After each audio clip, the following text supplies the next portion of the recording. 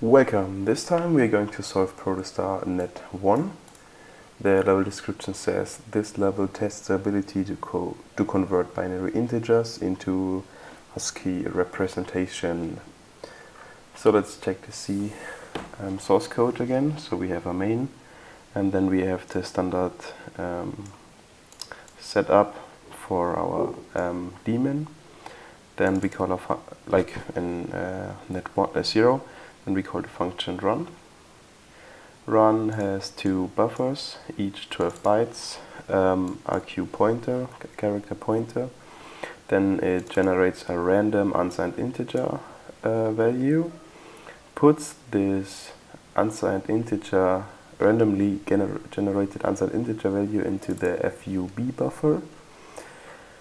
Then it checks if everything with the wanted unsigned integer number is okay. Then it fgets this user input, puts it into the buffer, checks again if everything is okay. So if we provide something, afterwards it does some stuff with the character pointer. It str already looked it up. It searches in buff for /r and \n, and if it finds q, it sets it to 0. And this is the interesting part here. We string compare both buffers, check if they are equal. If they are equal, we print out that we sent the director correctly. If they are not equal, we print out that we did not send the data properly. Okay, so let's first try this program out again. cv op protostar bin net1, and it does not do anything, but we can check again if a process is running. So there you can see net1 is currently running as this user, and this is the user ID we have here too. So everything is okay. So let's first try our let's first write a Python script, net1.py. So let's first just receive the data from struct import everything, from socket import everything. We don't need the struct right now because we just will receive it. So s is socket.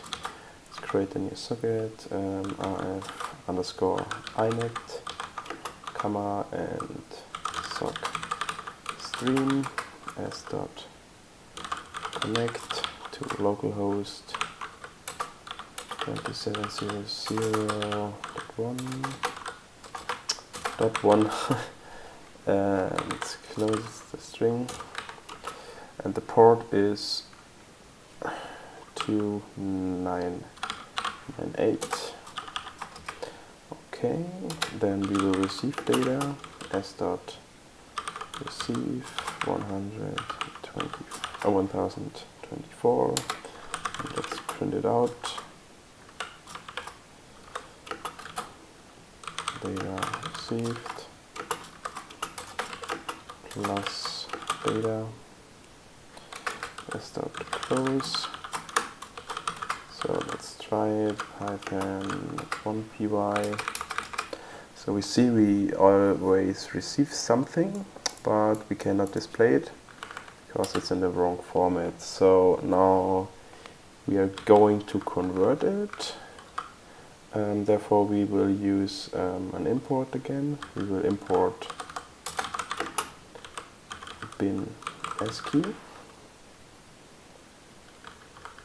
and with bin ascii we can convert an binary integer to ascii, and this is our goal here too. So we will convert it bin ascii dot binary 2a to ascii uu and the string. So now we can see that we converted this gibberish here to our strings.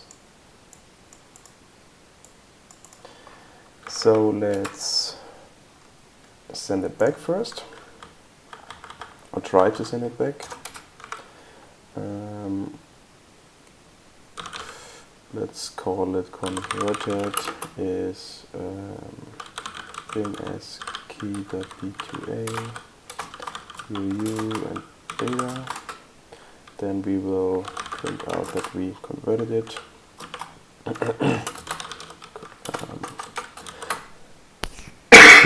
Excuse me.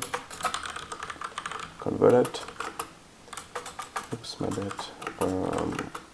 Plus converted. Then we will send it as dot send.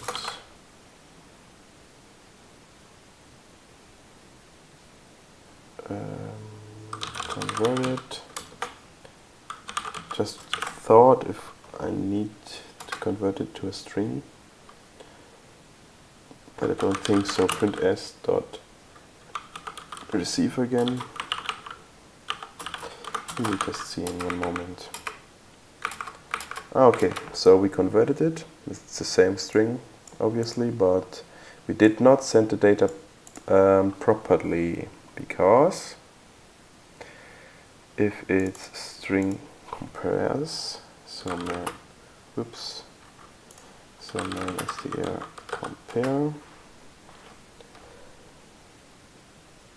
we compare character pointers. Compares two strings s1 and s2. It returns an integer less than or equal. Okay, that's obviously clear. So we have to unpack it too, because it's still packed. So therefore we need from struct import everything. So let me think real quick. So we have the converted one here, and we will not convert it to this one.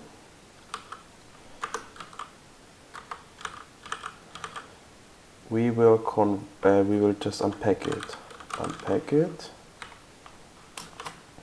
as integer again and data. And for an unpack we have to define that we will use this element. And now if it's converted, we have to, it's not converted anymore, it's unpacked, converted, and now it's a string. So now it's not a string, and we have to give it a string. So let's try this out. Oops, sorry. Pi 0 pi, and oops, we sent the data correctly. So as you can see, we received the data. We had to convert it into a representation that we are able to see it. Then we unpacked it. So we created an integer number out of it, and we sent it back. So this was net level 1 from Expert Exercises Protostar.